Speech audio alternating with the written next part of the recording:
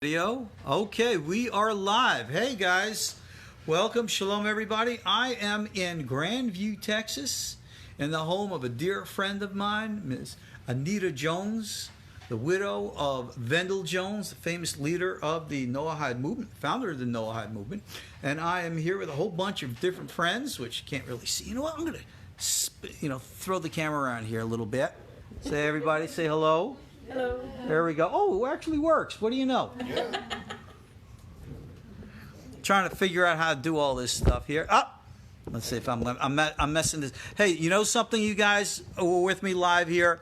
You know one thing. I never ever edit. We always do things raw and live here. So I hope that the camera is steady. Yeah, we wanted to include you guys in here. So that's what we're going to do. Hopefully this is going to work. Yeah, you can see me. You can see here my little doggy here. I got, see, where's the doggy? There's the doggy. Hello, doggy. Give him a shot, fella. There you go, hello, baby. See, when we want to do spiritual things, you got to remember, dog in Hebrew is Kelev. Kelev numerical values, Eliyahu, 52. There you go. So there you go. It's like Eliyahu and Avi right here. Alrighty, guys. Hey. It is Thursday night, the 13th of June, 2019, Grandview, Texas. Welcome, welcome. Thank you all for having me here. We are in a conversation with friends. Friends. That's the best term that we call everybody. Some refer to people by words like Noahide or Ger, and you got all this other. It's become controversial what to call people. Really? What's in a name? Isn't that something like from Shakespeare? You know, anything by another name? Best name, friends. So, welcome, friends. Those of you who are with me live, and those of us here. It's Q&A time. Hey, guys, you guys online, you see here, my reading glasses. I can't take your questions right now, so don't ask them. I'm not going to be able to read them right now. And with everybody else, we just wanted to join in. Hopefully video and audio is loud enough so everybody can hear. And let's just wing it and see what happens. So, guys, showtime. If anybody wants to ask or talk about, whatever. We were in the middle of something. I'm trying to think where we stopped. We were talking about the story in Texas there.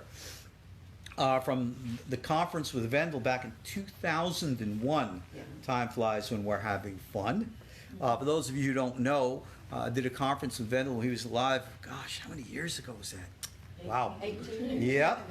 And even the Israeli journalist Barry Hamish, who's since parted, he was there with us. He's passed. Oh, yeah. A while back, yeah. And Barry was an interesting character. He's the one who wrote the book Who Really Killed Yitzhak Rabin, the prime minister. And of course, he blamed late Shimon Peres for that. It's got him in, needless to say, oodles and oodles of hot water. And eventually got him pretty much kicked out of Israel because of it. But most people don't know Barry was actually famous for other books that he wrote. You know what other topic he covered? Extraterrestrial presence in the land of Israel. Try to find some of his books today. All right, he wrote about stories about people in Israel encountering entities of all kinds, and you don't hear about those stories today. The one famous story of a UFO in Israel, of course, was made famous by the video that I think is pretty much all over the internet. It's certainly on YouTube, where on one Shabbat night, a brilliant ball of light came down right over the Temple Mound and stood there and then descended right over the mosque. And all of a sudden there was this flash, poosh, and then zoom, went straight back up. Everybody says, what the blank was that? So it's faked. Well, they had, multiple different camera views taking it, so somebody had faked it. They did a lot of effort. So apparently it was real. Some people believed it was activating something underneath the Temple Mount or something else. But you know something? There are a lot of secrets still to this day about Jerusalem, and all due respect to the government of Israel, like everything else. There is a conspiracy of silence in the world today. Sure. And there has to be. And, this is something I was sharing earlier in the kitchen. I'll tell you all the story again for those who didn't hear it before.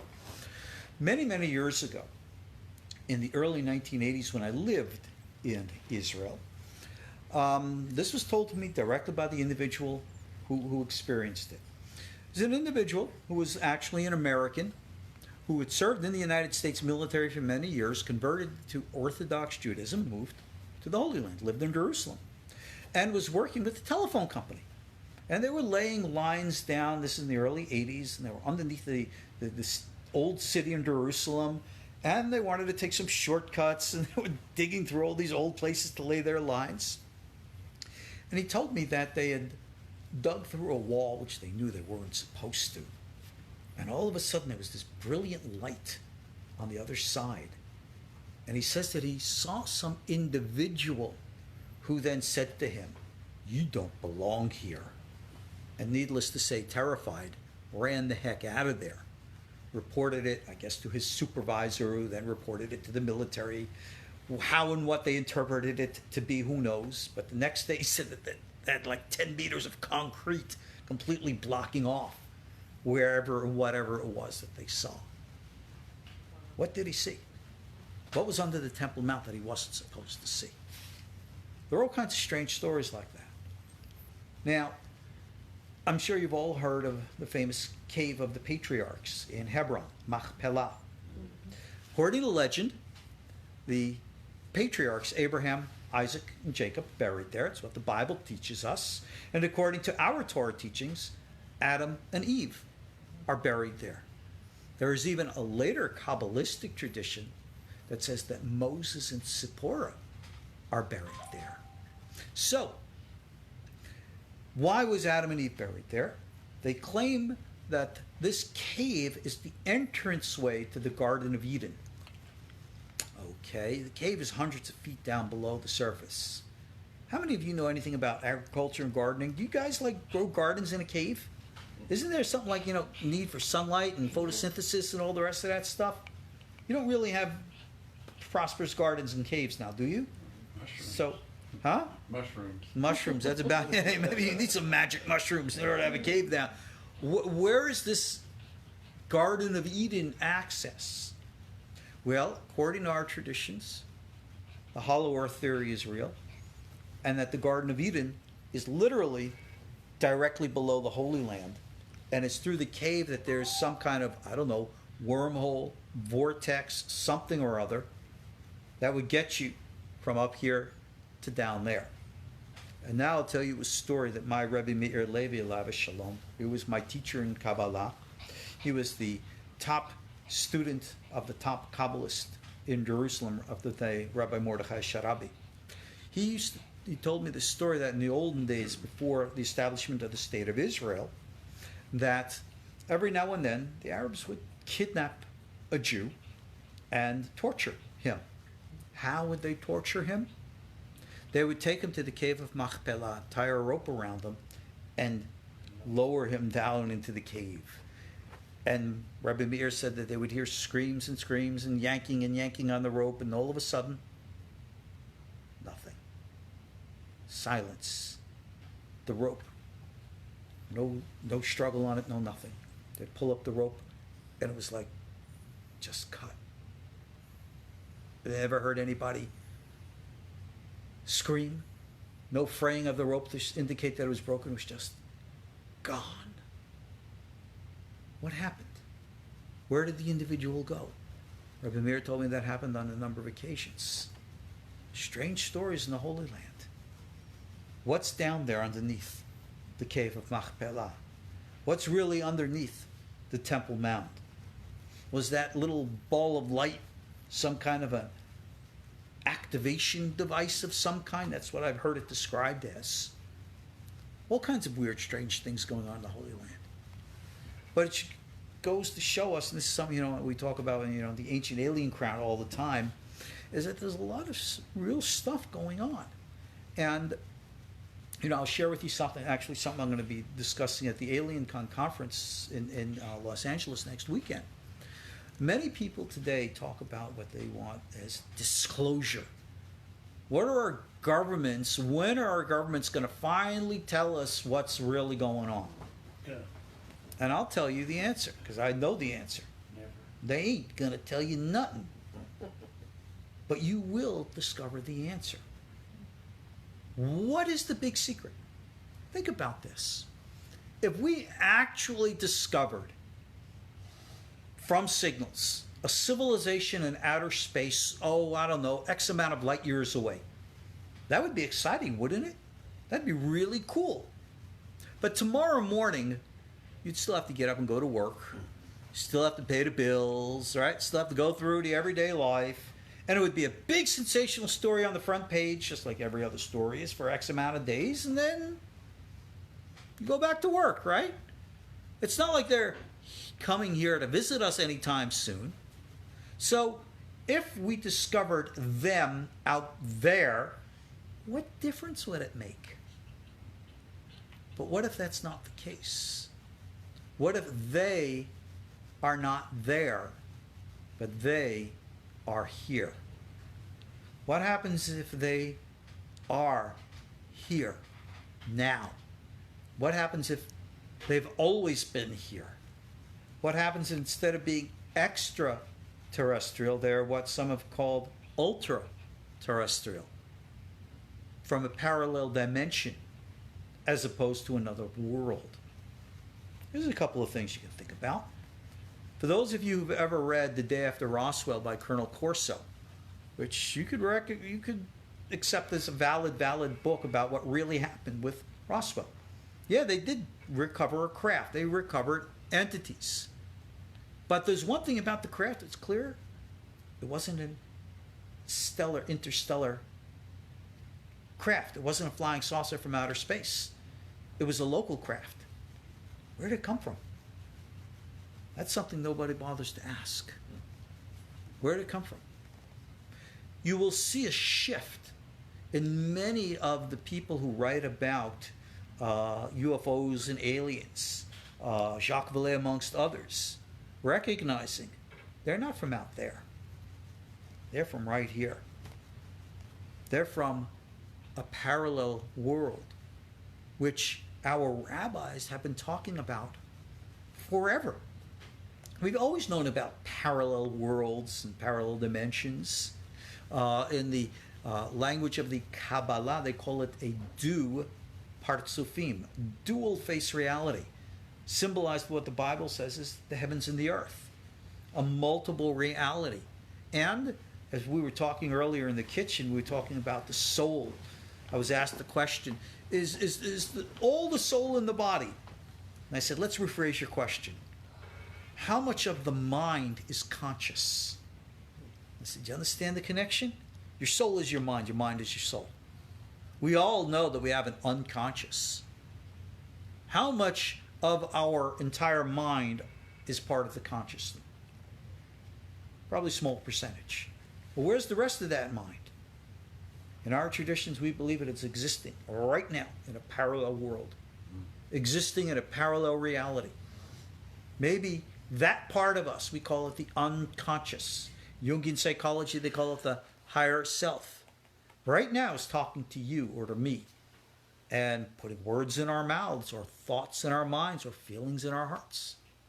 Maybe at this very moment, we are interconnected with and communing with others we may not see. All right? Just as a word here, Anita, Vendyl, you don't need me to tell you about your darling husband. He was a wonderful, unique individual.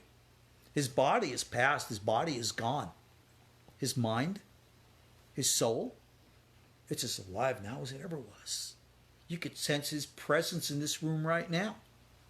And in essence, we could commune and talk with Vendyl today, years after his body is passed, as if nothing has passed. Wait a second. Isn't his soul like in heaven? Isn't that? How can that be?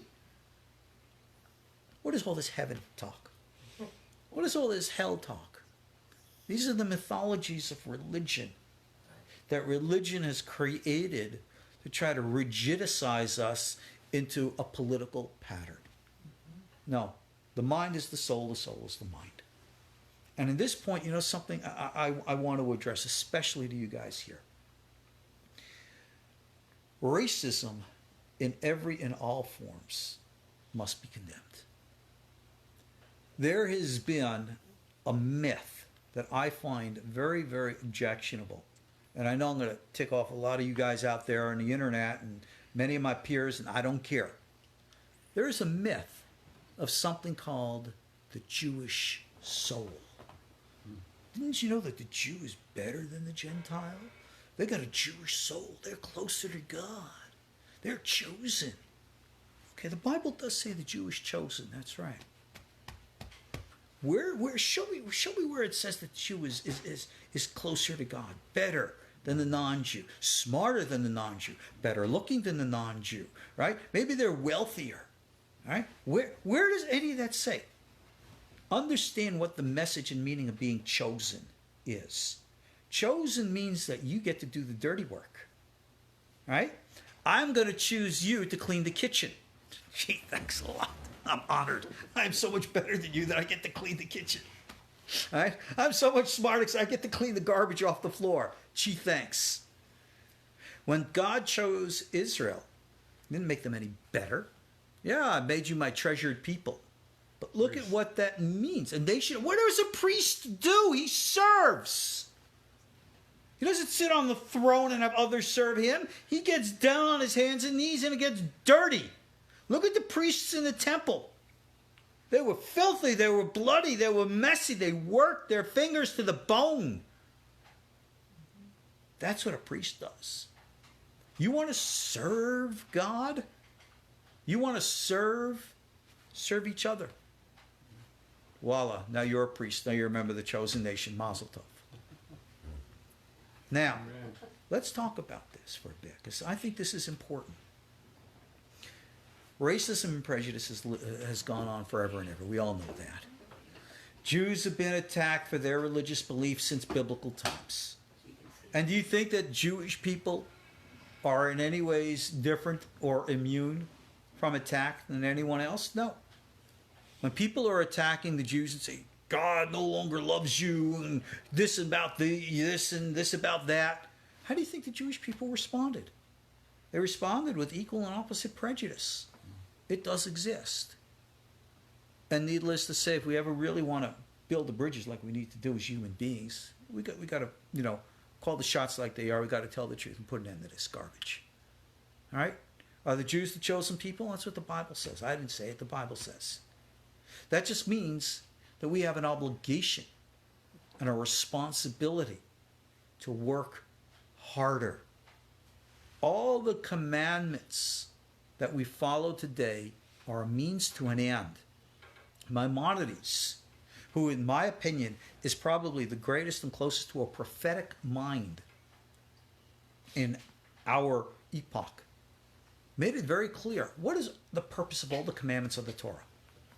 Answer: to eradicate idolatry. You even know what idolatry is? How many people are really committing idolatry today? Would you be surprised? Almost everybody. And then again, at the same time, almost nobody. Yeah. That's confusing. When a person's bowing down and praying to the Virgin Mary, is that idolatry? Oh, yeah, sure it is. Well, not according to the rabbis. There's an interesting verse in the book of Malachi. From the rising of the sun to the going down thereof, great is my name amongst the nations. And the Talmud says, God's name is great amongst the nations? Remember, this is the days of Malachi, 500 BCE. Who the heck knew about the God of Israel in 500 BC? And the Talmud says, every time a human being, whether they're praying or making an offering on an altar, even if it's an altar of idolatry, if in their hearts they're praying to what they believe to be the Creator, the Lord of Lords, God accepts that from them. God does not hold the mistake of the intellect against an individual's heart. And gosh, doesn't it say, where does that say that? Maybe you guys can help me. Where? And these words I should command you this day shall be upon your heads, shall be in your minds. Isn't that what it says? No. And these words which I command you this day shall be upon your hearts. Yeah? Remember that? We recite in the Jewish tradition, that's part of the Shema Yisrael. We recite it 4 times a day. Who's kidding who? Yes. We're supposed to know these things. We're supposed to recognize the value of what it is, what our humanity is. Not to sit and argue over what name we're going to call ourselves and who's closer to God and who's not closer to God. You know what? I don't even know we talk about God as if God's a guy. I mean, I think we've been looking at the Sistine Chapel too long. God's a little old man with a white beard sitting on a cloud somewhere. And if you're really good, God's going to bless you. And if you say your prayers long enough, God will answer. Oh, God, please give me. Oh, please, please, please, please. What do you think? God's Santa Claus? Right? You gotta twist God's arm? Oh, all right, you prayed enough. Oh, you get... Really? I mean, how immature are we in our understanding of the reality of the universe in which we live in? Think about it. Read what the Torah says. What does God want from us? Correct theology. Absolute doctrine. Gosh, I must be reading the wrong Bible. My Bible doesn't say that. Does yours? My Bible says, to use a Yiddish word, be a mensch. You know what that word mensch means? A decent, moral, good human being. It's an interesting midrash. Midrash, remember, is just a symbolic statement teaching, which it says as if God was to say, if only my children, right? Even if they were to forget me, that would be fine as long as they obey my commandments. Be good to one another. Be kind to one another. I have a motto on our KosherTorah school website. It's right there at the top of the page. Religion is more about man than it is about God, and that's the way God wants it to be. I don't really care what a person believes. I don't care about the theology. I don't care about your doctrines. As far as I am concerned, I believe what the Bible says. Genesis, chapter 1, verse 27, right? God created us all in the divine image, male and female, human, Jewish, non-Jewish. There's also teaching, of the Midrash, Tana Deve Eliyahu, chapter 9, Eliyahu Rabbah, for those of you who want to look this stuff up. It said in the name of Elijah the prophet. All right? That's a pretty decent authority in Jewish tradition. Elijah the prophet, a big guy. He says, it doesn't matter if you're Jewish or non-Jewish. It doesn't matter if you're a free or a slave, a psychological state, male or female. Everybody can have what he called Ruach HaKodesh, divine inspiration. All based upon what you do. And I remember I've talked to somebody about that, and recently I received a question. Well, if that were the case, what would happen if we had a non-Jewish prophet? Would the Jews have to listen to him? Well, rather than me answer that question, how about if I give you the answer of one of the great rabbis of the last generation? Rabbi Aaron Soloveitchik was the rabbi Rosh Yeshiva, was the head of the Brisk Yeshiva. He took over Yeshiva University after the passage of his older brother, Rav Yosef Soloveitchik, and he has a commentary to the writings of Maimonides and his Laws of the Foundations of Torah, which I've taught many a time, and I have an audio course on that on our KosherTorah school website. If you haven't taken that course, it's a great course to take. And he himself writes in his book, which is this commentary, Mate Perach LaAharon, and he says, if we have a non-Jew, what are you going to call a non-Jew? A ger, a Noah, I don't know, whatever a person is, someone who's not Jewish, and they were to practice the techniques and expand their minds to the point that they could achieve prophecy. And, of course, by biblical standards, they have to would be certified as a prophet under the laws of the Sanhedrin and the like. And if that were to be the case, then the nation of Israel would be obligated and required by biblical law to listen to that non-Jewish prophet. Even if that person wasn't Jewish, what do you know? Son of a gun. That's the statement of the nature and the status and what we all have the potential of accomplishing. And I think that's the most important and profound statement of them all. we want to talk about what some call Noahide. First of all, the word Noahide. Everybody is technically, by definition, a Noahide. According to Jewish tradition, we all know the story from the Bible, right? Big flood comes, everybody got killed. Well, actually, according to the Midrash, not everybody got killed. Some people survived. We don't have to get into the details, where they went, how they got there, and the like. But we're all considered to be children of Noah, or Bnei Noach. So the word Noahide was developed. And we have now a growing movement around the world of people from all walks of life who are looking for the common denominator, that which unites us. And that which unites us, our sages, our rabbis have talked about for centuries, millennia even. They said it's 7 basic general categories of life. Know that there is a greater reality. Respect, honor, basic moral laws. That's really what it boils down to. So if you want to call what they call the Noahide movement, it's a universal movement, building the bridges. Over a century ago, there was a great Italian-Moroccan rabbi by the name of Rabbi Elijah Ben Amozeg. He wrote a great book called Israel and Humanity, translated into English. It's part of the spiritual books of Western civilizations, available on Amazon.com. I've taught a course on this as well, to try to show you that the message of the Torah, as opposed to Judaism, and I'm going to split between Torah and Judaism. Judaism is a path for Jews. If you want to be Jewish, and you want to observe the rituals and the laws of the Torah tradition and live an Orthodox Jewish life, go for it, fine. But the Jewish path is not a universal religion.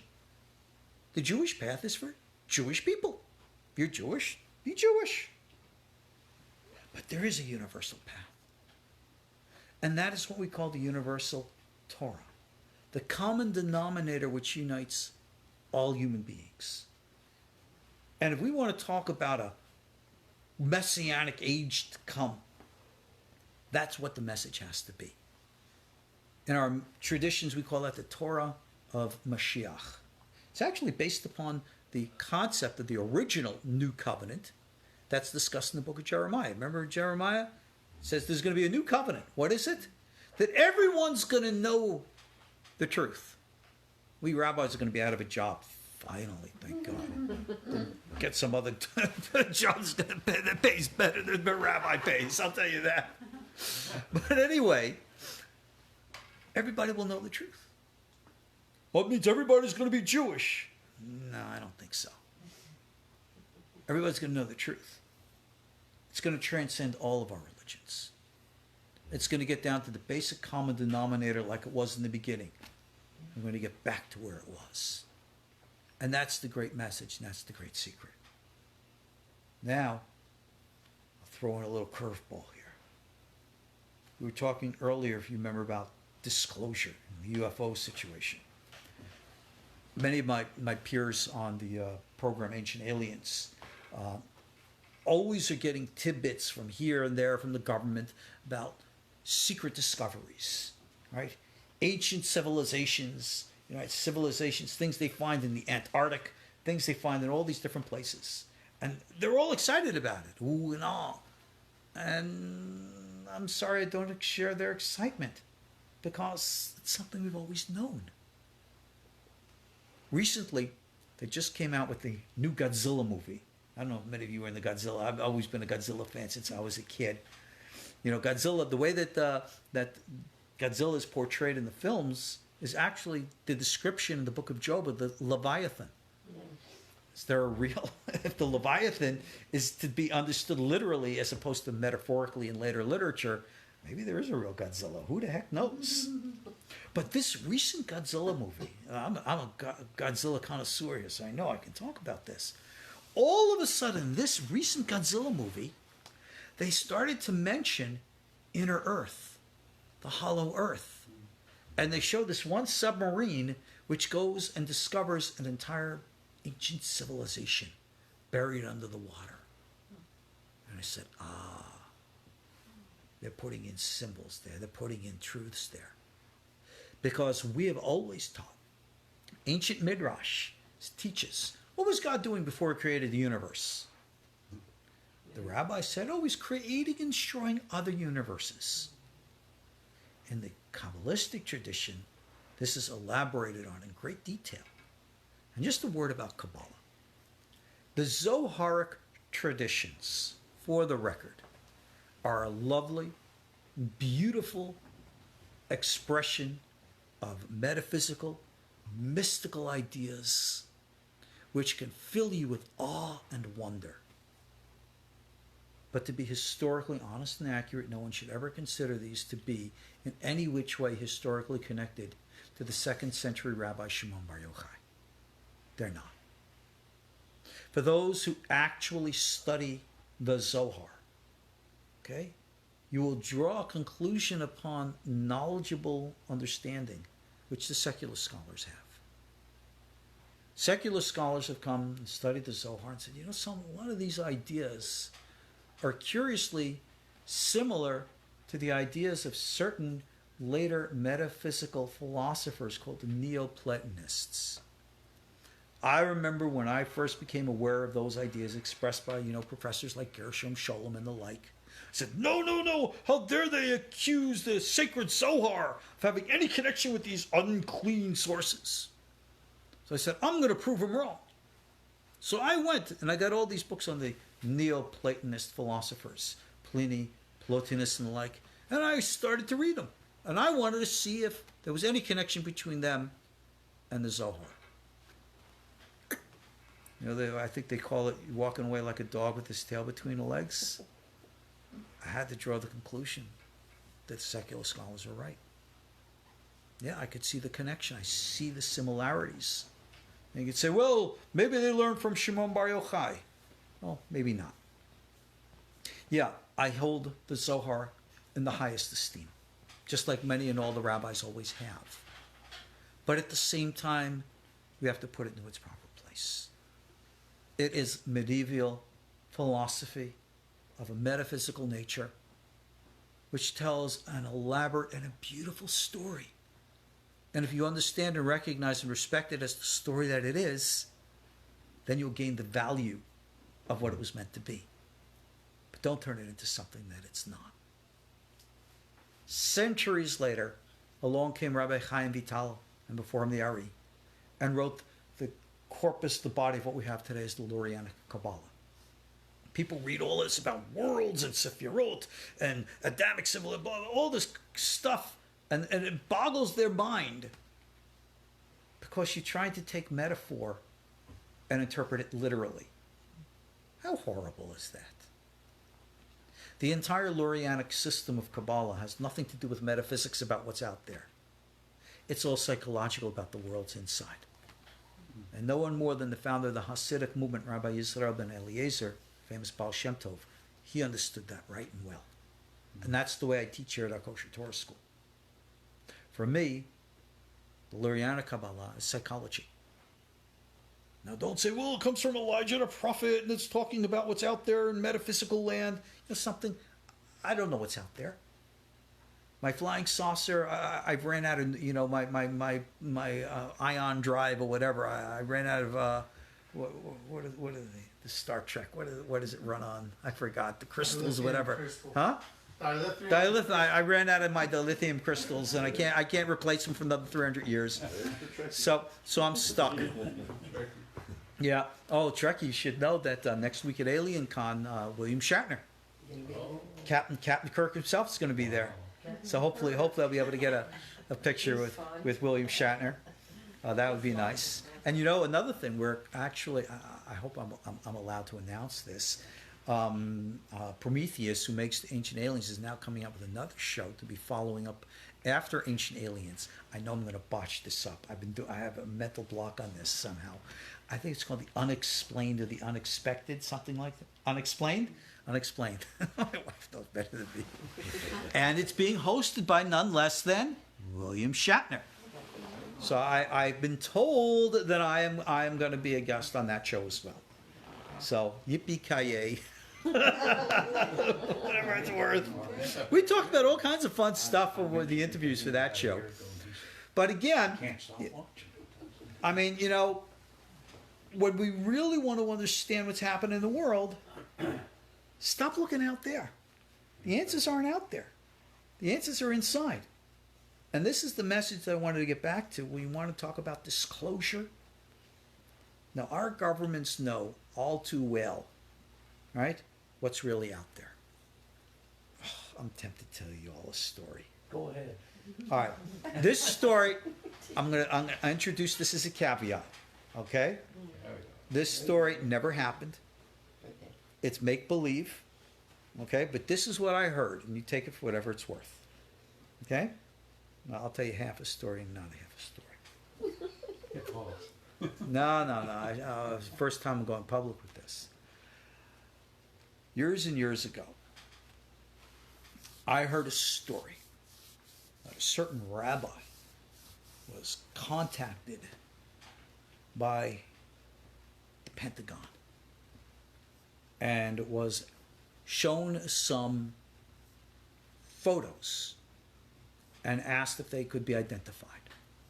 And the rabbi supposedly was able to identify the photos as being angelic script, the likes of which Kabbalists are very familiar with from the most ancient of amulets. Couldn't decipher the language because it clearly was not Hebrew or Aramaic. From what I heard, this picture or image was on something that looked metallic, but seemed to have like burnt parts around it.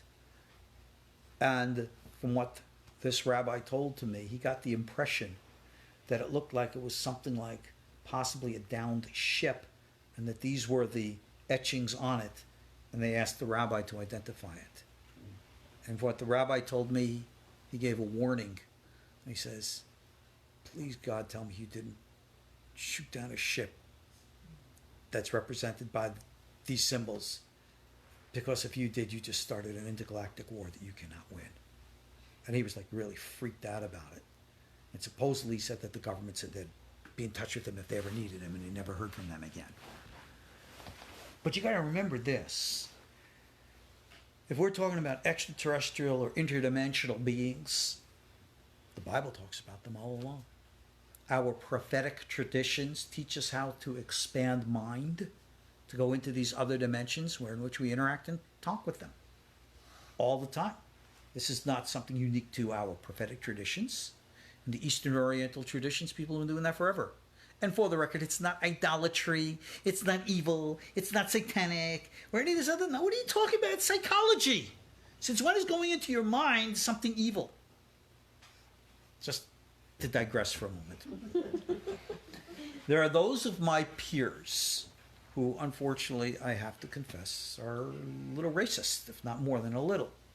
And they look at anything not ethnically Jewish as bad and evil and wrong. I've had them say, you can't do karate because it's avodah zarah, it's idolatry. Oh, really? All right. I've heard one rabbi who actually said, you can't eat pizza because it's not Jewish food. Oh, really? And, on and on. And, people say, well, you can't practice these forms of Eastern traditions because they're idolatry. I said, what is idolatry? Bowing down and worshiping a foreign god. What foreign god? Which god are you who's bowing to anything? You see, they don't understand the fundamental concepts as outlined. They don't understand the psychology of it. All the more so the practice. And therefore, they're so willing to just dismiss everything. And this creates so much confusion for people who discover great value in the teachings of all the different peoples and nations of our planet. And there's a lot of great stuff out there. Native American teachings are profound. There are many teachings of the Orient, even in the Zohar. The Zohar quotes pages and pages of what they call the B'nai Mizrach, the children of the East, which some might interpret or understand today to be Vedic teachings. There's a lot of great stuff out there. It's not going to take you away from God or put you into an evil place or the dark side is going to get you. Are we really still believing these spooky tales? Maybe we watched one or too many, scary stories from Hollywood. Right? The boogeyman's going to get us? Please. The only boogeyman's up in the brain. You live a decent, moral, good life. You be an honest human being. I think that's the hardest thing in the world. But I think that's what God wants. You want to talk about preparing for the Messiah? That's the way you do it. Yeah, for sure. You want disclosure? Go see for yourselves. The government is certainly not going to tell you anything. Because the government darn well knows, because they've already discovered the parallel universes. They darn well know that there are entities in those parallel universes who come back and forth here. Like we might commute back and forth from the city to the suburbs. And that we are not the primary power here on our planet. We're not in control. They are. And that's a shocking revelation that no government's going to come out and tell you. That the government's going to tell you, yeah, there have been pre-Adamic civilizations, just like the Kabbalists have been teaching. And there was civilizations for thousands of years here on Earth. Yep. They rose and they fell. Like it says, there were kings who reigned in the land of Edom prior to there being a king in Israel. It's a symbolic reference from Genesis 36. That's where they say it comes from. Whatever. But the point is, there's a lot of mysteries here on Earth. There are a lot of secrets. There's nothing to be afraid of. There's no boogeyman to come. The aliens are not going to be coming down here, zapping us with their flying saucers, blowing up our cities, and eating our brains. I mean, gosh, if you really want to believe that, there are so many great Hollywood movies that we can watch. Look, can we get real? You want to know what's going on out there? You want to experience it? Go practice the traditions of expanding the power of the mind. It's open for everybody. You're never too young. You're never too old. Whoever you are, whoever we are, it doesn't matter. What does Nike say? Just do it? Isn't really that what it's all about? And when you experience for yourself in the comfort and the confidence of your own experience of mind, you will have disclosure. And you can yell and scream and tell it to everyone, but those who can't see won't see, and they're not going to listen to you. But when the second person sees, and the third person sees, and we all start to see together, we build up a tidal wave. What's going on over there? It's a thing. It's a bug. Yeah. No, don't. There was a soul. There was a holy soul in that bug. Even just maker. Yeah, that's it. Let's hope so. We were talking earlier about reincarnation. Yeah. You know something? Reincarnation's an interesting topic, in Judaism especially, because according to the later Kabbalah, reincarnation is part and parcel of the Jewish faith. You'll read about that in all the Kabbalists and the Hasidic movement. Everybody talks about it. It's just, I got a big problem though. Certainly it's not mentioned in the Bible, in spite of however we want to reinterpret it. It's not mentioned in the Talmud. It's not mentioned in any of the original prophetic literature. It's not in the Hechalot literature. It's not in the Merkavah literature. It's not in the Enochian literature. And I said, it must be in the Dead Sea Scrolls. Not in the Dead Sea Scrolls either. All of a sudden, about 1000 AD, it pops up and there it is. Now, I believe in reincarnation myself, just for the record. But I'm just a little disturbed that it's just not there in any of the earlier literature. And I had a big argument about this once up here, who accused me of misrepresenting Judaism by saying that there's reincarnation. I said, oh, come on, Rabbi. I said, well, every rabbi today believes in reincarnation except you. So whether it's legitimate or not, it's Judaism today. I could care less if somebody believes in reincarnation or not. It just makes a whole lot of sense to me. It's the experiences. And we kid about it, we joke about it a lot. And, the teachings of reincarnation say, let there be light. There you go. The teachings of Judaism say that, of course, you can be reincarnated into any form, any shape, anywhere, at any time. So I said to them, we were talking earlier over dinner, I said, yeah, and those people who take drugs, they get reincarnated as rocks. Yes, rocks have consciousness. He said, why would someone who takes drugs get reincarnated as a rock? Because they always said, let's get stoned. Yeah, that's what happens. Please don't take me seriously. I know somebody somewhere in there just said, Rabbi, I said you're going to get reincarnated as a rock. Okay, all right. Only kidding. Yeah, okay. You always got to be careful that people don't take you seriously when you're trying to kid. And no, that's what happens. But anyway, so yeah, reincarnation makes a lot of sense to me. I've seen all too many experiences and examples of it that I just can't deny. I'm just a little perplexed from a Torah point of view why it's absent from the written record until such a late date. What about Shar HaGilgulim? Shar HaGilgulim is again Lurianic literature. Lurianic literature, Shar HaGilgulim is 1600s. Okay? We have Bahir, we have other earlier back into the 1100s. That's where we see it coming out. But you go back into the earlier mystical, remember, let's for the record here, Jewish mysticism is not the same as Kabbalah. Kabbalah as a movement is what came out of Provence in Spain in about the 12 and 1300s. We've had an, quote, mystical tradition in Judaism millennia before that. It was the original prophetic schools of the Bible. And out of that came the Hechalot and the Merkavah schools, which were the ascent literature, the likes of which we see in the Dead Sea Scrolls, in the likes of the Talmud, in the likes of the Metatron literature, the Enochian literature. And I have full courses on that online for people who want to learn this stuff. And then from that came later schools, the likes of which we see coming out of Germany with Rabbi Yehuda the Chassid, Rabbi Eliezer of Worms, which is the author of the book Raziel HaMalach, the famous book about magic and all this stuff. Now, all of this material is the original and the authentic, in quote, mystical traditions of Judaism. This is what I teach in KosherTorah school. I go back to the original sources. And as such, where's the reincarnation? It's just not there. None of these guys ever touched the topic. Only Rabbi Sadia Gaon in about the 800-900s said it's something we don't believe in.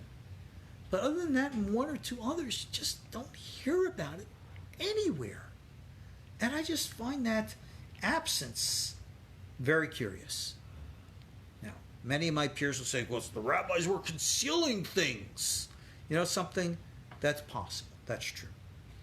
But saying that you're concealing something to justify its absence, isn't that been the excuse used to justify everything? Right? For example, I'm not talking about something tonight. I don't know, make up whatever topic it is that I'm not talking about, or whatever it is. And somebody's going to say, it's because he's not wanting to reveal it to you tonight. That's why he didn't mention it. Really? You can think of 101 things that I'm not talking about. And I'm purposely concealing every one of them because I don't want to talk about it tonight? Really? Come on. When we allow our imaginations to run wild, we can go crazy. And boy, oh boy, the people's imaginations run wild. Getting back, I know a lot of you watch me on the program Ancient Aliens. It's on, what was it, 9 o'clock or 10 o'clock on a Friday night? I don't even know. It's Sabbath for me. I never get to watch the show. I'm approached often, even by many of you, who say, you love the show, you've seen me on it. And I say, thanks. I've never seen myself on the show. I have to go look somewhere on YouTube or try to, on Hulu get a download of it somewhere. And, I'm honored and glad to be of service. But, there's just so much that, I don't know. I don't see. So what can I say? But I got comments here on the text here. As I said, you see this? I'm not wearing them. I can't read your comments. Sorry. Do you know anything about the Marphalites? Marphalites. Yeah. Gosh, that sounds familiar. Y'all are going that direction. You need to go through there on your way to L.A. Oh, yeah. Okay, so, just to read it. Hello. Hi, guys. How is everybody? Okay. Look, there's so many things and places and stuff. And, that's just the way it is. And like I said, my job as a rabbi is not to be a polemicist. I'm not a preacher to say, you got to believe this or that. Like I've said, I don't care what you believe. I care what you do. And my job as a rabbi is only to educate, to provide information. This is what I try to do on Ancient Aliens. I try to give people the information. The people at Prometheus who run the program are the loveliest, sweetest, nicest people. If you ever get a chance to come to one of our AlienCon conventions, you get to see them on the panels and stuff. And if I ever see you there, I'll introduce you to Kevin Burns, if I can, who is the president of Prometheus, sweetest guy. And you should know something about Kevin. What is we got here? Battery is going to run out soon. Alrighty, last word on Kevin. Then you guys here, I'm going to have to, turn you guys off now. Kevin owns the copyright or whatever it is to the television program Lost in Space, and he's recently remade the program. I think it's on Netflix, if I'm not mistaken. You got to see it. Yeah. You got to see it. He really did a great job. Kevin's a wonderful human being. He's a really sweetheart of a guy, and he really works hard and does all this good stuff. And I think you'll enjoy it. So if you ever get a chance to watch that, so yeah. But anyway, as you know, when I'm on the program, I can go out there 2, 3, 4 times in a season for interviews, and it'll take me for hours and hours, and we talk and give them hours and hours of footage, and I get 2 minutes on the show. Okay, fine. I mean, Giorgio is more popular than me. What can I say? And Giorgio also, he's a sweetheart of a guy. He really is. And anyway, this is why I wrote my book, Aliens, Angels, and Demons, because there's so much that people ask me, what is it that you really want to say? And the program can't give me the time. So I wrote the book. And, at the conference, I'm going to have the book. And for those, there, and stuff like that. But if you ever get a chance to come to a conference, do so. They're really fun. You meet a lot of common kindred souls. And I'm in the Bridge building. I think that's what it's all about. To try to, work together and make connections. And, we have the blessing, I think it's a blessing, of the internet, that we can all be together regardless of where we are in space and time. Hine ma tova ma na'im. How good and pleasant it is. So already, before my battery on the phone here dies, guys online, sorry, I'm going to let you go. I assume this is going to go online, and it was supposedly live here. So, all right, yeah, sorry guys, but that's it. And that's it. I don't know how much battery power I have left, but whatever. All righty, you guys online, take care. We'll see you all at the KosherTorah School and all of our classes and all the rest of that jazz. And get on our email list. We'll be in touch. All right, for you guys, I'm hanging up. Take care. We'll see you all soon. Shalom.